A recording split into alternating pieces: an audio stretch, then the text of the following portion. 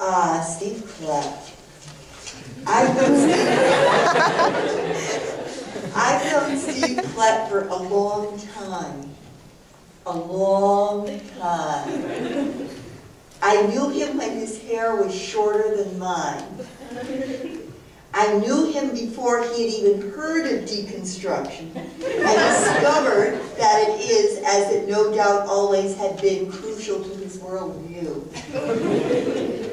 I knew him before he had read Kafka, or Baudrillard, or Juliana Spar, or Dean Young, perhaps even before Naked Lunch. I knew Steve Klett when his writing made perfect sense. Those were dull days. Steve gave me permission to say anything I wish about him. Even he allowed that he's wacky. Well, that goes without saying. But it's only by contrast because the rest of us are still so dull. I knew Steve Klett before he gave birth to 2 or more children.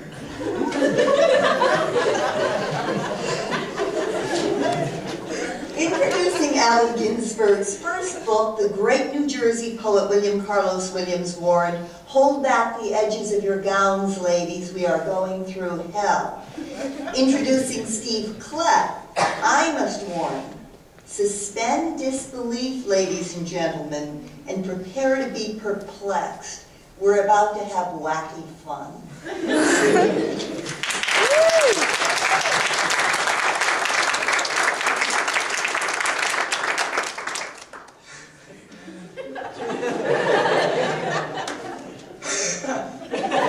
Somebody's got to look back there and see my name.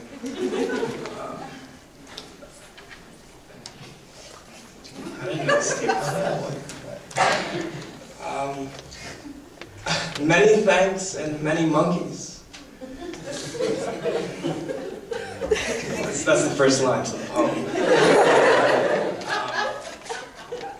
I started writing emails to people, and I'm just going to read emails, because I don't do anything else these days but write emails.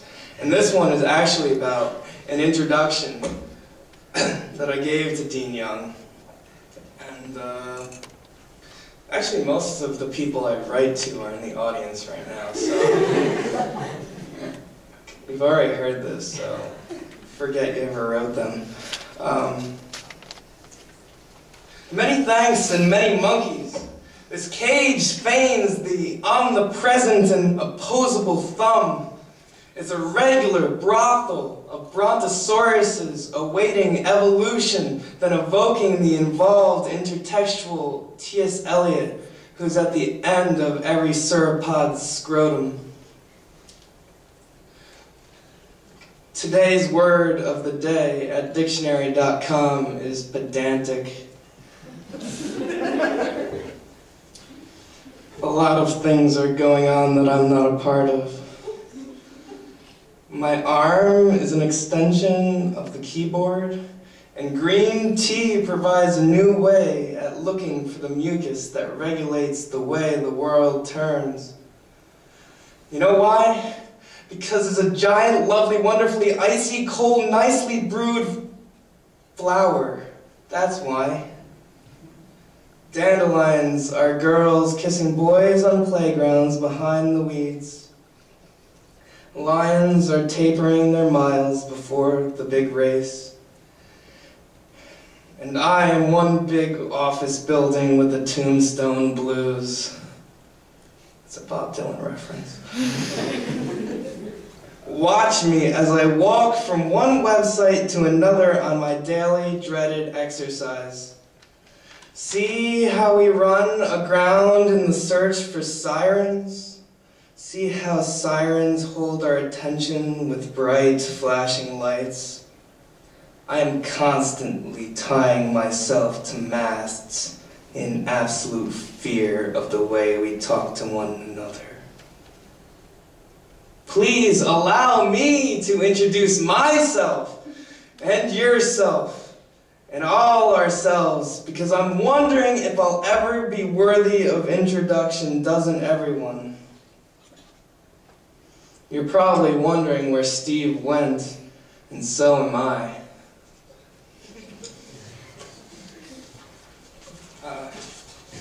Next one, I sent an email to this guy right here in the front row. This guy right there with the bald head. I don't know if you know him. His name is Duncan Slobosian. Yeah. And so I was reading one of his packets of poems, and he had this revolutionary line that said, I'm a big email guy. I could connect. So I sent him an email. And it went, I'm a big email guy too.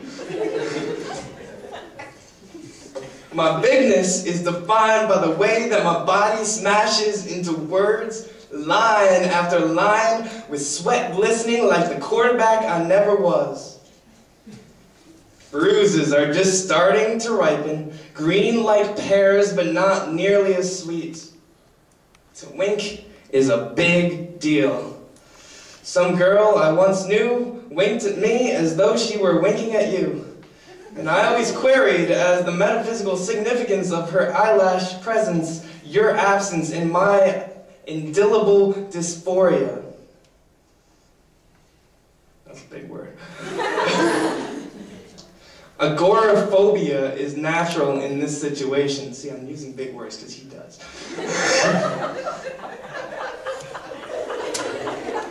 In this situation, I am a clam, a crab scuttling on the sand, searching for the peach. It's T.S. Eliot, reference number 2. Little known fact, number 3,482. J. Alfred Prufrock can fellatio himself.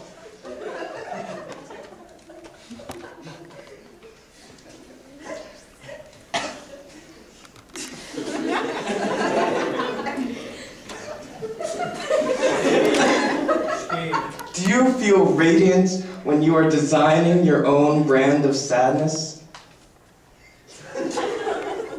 Do you feel like an anarchist on the brink of falling down one big step?